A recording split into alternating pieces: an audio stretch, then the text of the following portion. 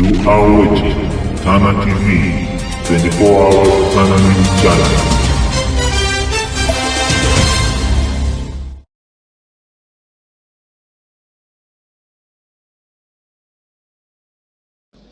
Mr. Speaker, I was shocked under the public participation, people saying that KUFA Makanga KUFA DEREVA, Mr. Speaker. We cannot allow the driver to die because it is an issue. We are witnessing a situation where the Makanga wants to take the steering by force. And what happens after that? The driver is carrying 55 million Kenyans, Mr. Speaker. We cannot allow the driver to die because 55 million Kenyans are going to die with him. But the Makanga, who is just hanging at the door there of the matatu, can go, Mr. Speaker. If he misbehaves, Mr. Speaker.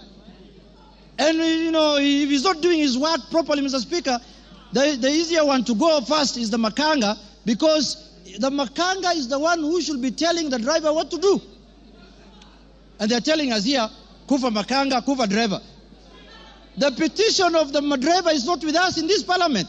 The petition we have, the motion we have before us today is the motion of the Makanga. And we are going to deal with him perpendicularly and thoroughly, Mr. Speaker, this afternoon. Mr. Speaker, I want to tell the House that us, the people of the minority, the Azimio people, Mr. Speaker, we have lived like orphans in this country for the last 2 years. Why do I say so? Mr. Speaker, we are taxpayers. Some of the places that contribute to the highest taxes in this country are areas that are dominated by Azimio people. And then somebody comes here and tells me, you are not a shareholder, you are not going to get services, you are not going to get development. What the hell is that? What the hell is that? Does the taxes that are paid by the Azimio people count for nothing, Mr. Speaker? And it is coming from the high office of the Deputy President of the Republic of Kenya, Mr. Speaker. Mr. Speaker, this is the time we are going to correct this thing so that it never happens again. So that we don't have another Deputy President who comes later. Because when we impeach this one, another one is going to be appointed. This is a lesson to the next one. That if you misbehave, we will just take you through this gullet, Mr. Speaker. Mr. Speaker, I want to conclude by saying this. Let us not personalize offices. We don't have any ill will. We don't have any bad faith. We don't have anything that we are holding against the persona of Geoffrey Rigathi Gachagua, Mr. Speaker. We are dealing with the office of the Deputy President currently occupied by one Geoffrey Rigathi Gachagua, Mr. Speaker. The office holder. And let us not personalize.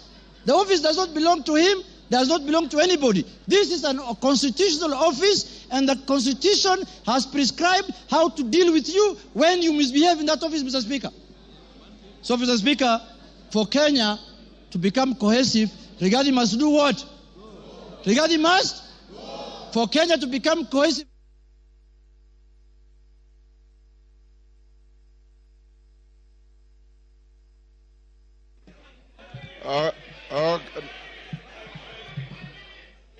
Okay, give him 1 minute. Mr. Speaker. Give him 1 minute. Mr. Speaker, I was telling members, for Kenya to unite, Rigathi must. For Kenya to prosper, Rigathi must. For Kenya to have unity, Rigathi must. For shareholding to end in Kenya, Rigathi must. For us to have a peaceful country, Rigathi must. Thank you very much. That is the mood, and that is what we are going to do. Thank you, Kimani Ichung'wah.